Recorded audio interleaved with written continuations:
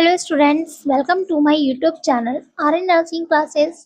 आज की वीडियो में हम बात करेंगे एक इम्पॉर्टेंट इमरजेंसी ड्रग के बारे में जिसको यूज़ करते हैं हॉस्पिटल्स एंड क्लिनिक सेटिंग में पेशेंट की लाइफ को सेव करने के लिए, पेशेंट में एबनॉर्मल ब्रेन की एक्टिविटी को कंट्रोल करने के लिए, एबनॉर्मल मूवमेंट्स को स्टॉप करने के लिए इसका यूज़ करते हैं। आज की वीडियो में हम बात करेंगे इंजेक्शन एप्सुलिन के बारे में। इंजेक्शन एप्सुलिन कौन सी कंडीशन में यूज करते हैं, ये क्या होता है एंड हाउ इट वर्क्स, क्या इसका मैकेनिज्म होता है, कितनी डोज एडमिनिस्टर करते हैं पेशेंट में, रूट ऑफ एडमिनिस्ट्रेशन के बारे में डिस्कस करेंगे। कौन कौन से इसके साइड इफेक्ट्स देखने को मिलते हैं एंड ऐसी कौन सी कंडीशंस हैं जिसमें इसको यूज नहीं करते हैं, मीन्स इसके कॉन्ट्राइंडिकेशन के बारे में बात करेंगे। वीडियो को लास्ट तक जरूर देखें। स्टार्ट करते हैं टॉपिक को। Injection Epsolin contains active drug phenytoin. Phenytoin भी इसको हम बोलते हैं। It is primarily an anti convulsant और एंटी एपिलेप्टिक मेडिकेशन। इसको हम कन्वल्सन्स एंड एपिलेप्सी की कंडीशन में यूज करते हैं। Injection Epsolin is a medication used mainly to treat and prevent seizures. Patient में सीवियर सीजर की कंडीशन में इसको यूज़ करते हैं, उसको ट्रीट करने के लिए एंड प्रिवेंट करने के लिए। इसको हम पर्टिकुलरली कंडीशन में यूज़ करते हैं जिसको हम बोलते हैं स्टेटस एपिलेप्टिकस। इसमें पेशेंट में एबनॉर्मल मूवमेंट्स देखने को मिलते हैं, उस टाइम पर मेडिकल इमरजेंसी में इसका यूज़ करते हैं पेशेंट में सीजर्स को स्टॉप करने के लिए।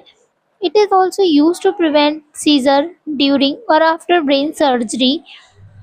पेशेंट में अगर ब्रेन सर्जरी हो रही है ड्यूरिंग और आफ्टर, उसके बाद में होने वाले सीजर्स को रोकने के लिए हम इसका यूज़ करते हैं। सीवियर हेड इंजरी के केस में अगर पेशेंट को ट्रॉमा हुआ है, इंजरी हुई है हेड में, उस टाइम पर भी हम इसका यूज़ करते हैं। And in some cases of irregular heart rhythm, cardiac arrhythmias की कंडीशन, पेशेंट में अगर इरेगुलर हार्ट रिदम देखने को मिल रही है।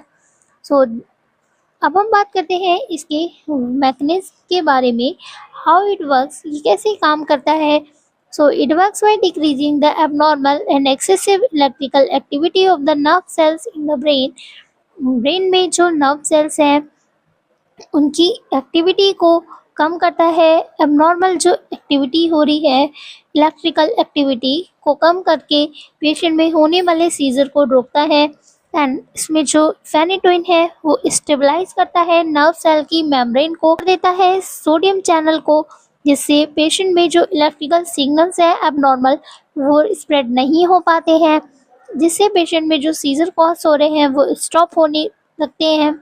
This is the mechanism of injection Epsolin. बात करते हैं डोज की। इट डिपेंड करती है पेशेंट की कंडीशन पर, वेट, एज एंड पेशेंट का वेट और एज पर ये डिपेंड करती है।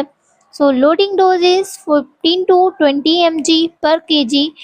पेशेंट में लोडिंग डोज को हम 15 से 20 mg एडमिनिस्टर करते हैं। And maintenance dose means after loading dose हम इसको एडमिनिस्टर करते हैं। इट इज़ 4 to 8 mg पर kg पर डे पेशेंट में। एंड न्यूरो सर्जरी के केस में 100 to 200 mg पेशेंट को डोज एडमिनिस्टर करते हैं। अब हम बात करते हैं इसके रूट ऑफ एडमिनिस्ट्रेशन की। पेशेंट में डॉक्टर एंड नर्सेज के थ्रू ही इसको एडमिनिस्टर करते हैं बॉडी में। इंट्रावेनस रूट से मेनली हम इसको एडमिनिस्टर करते हैं पेशेंट की वेन्स में, एंड आईएम रूट को भी हम यूज़ करते हैं इंजेक्शन एडमिनिस्टर करने के लिए। नेक्स्ट हम बात करते हैं इसके कॉमन साइड इफ़ेक्ट्स के बारे में, पेशेंट में कौन कौन से दुष्प्रभाव देखने को मिलते हैं। फर्स्ट वन इज डिजीनेस और ड्रॉजीनेस, पेशेंट में चक्कर आना या नींद आना। निस्टैग्मस, पेशेंट में आई मूवमेंट्स का एबनॉर्मल हो जाना। टेक्सिया, पेशेंट का जो गेट है वो एबनॉर्मल हो जाता है। स्लर्ड स्पीच मीन्स पेशेंट को डिफिकल्टी होती है स्पीकिंग में। नोजिया और वॉमिटिंग जैसी condition. Headache. Gums hyperplasia, patient में जो गम्स है वहाँ पर स्वेलिंग हो सकती है एंड साइज भी इंक्रीज हो सकता है। रैशेस, पेशेंट में एलर्जी हो सकती है।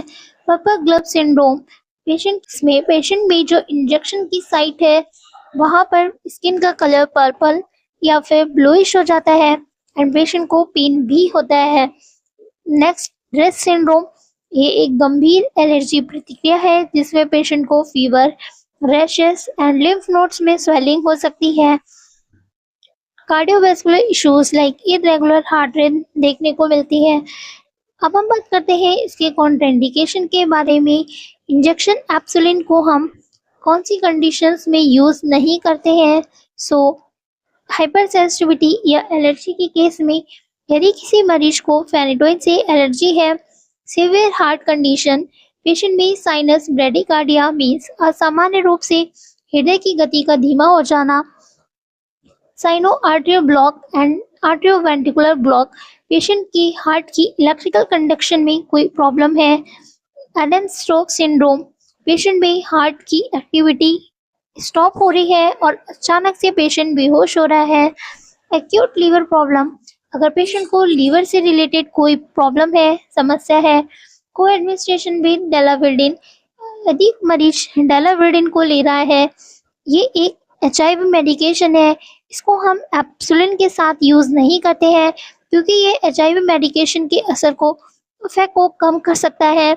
अवॉइडेड इंट्रा आर्टरियल इंजेक्शन, इस इंजेक्शन को पेशेंट में कभी भी आर्टरी में नहीं देना है बिकॉज ये साइड इफेक्ट्स कॉज कर सकता है। So this all about the injection एप्सुलिन।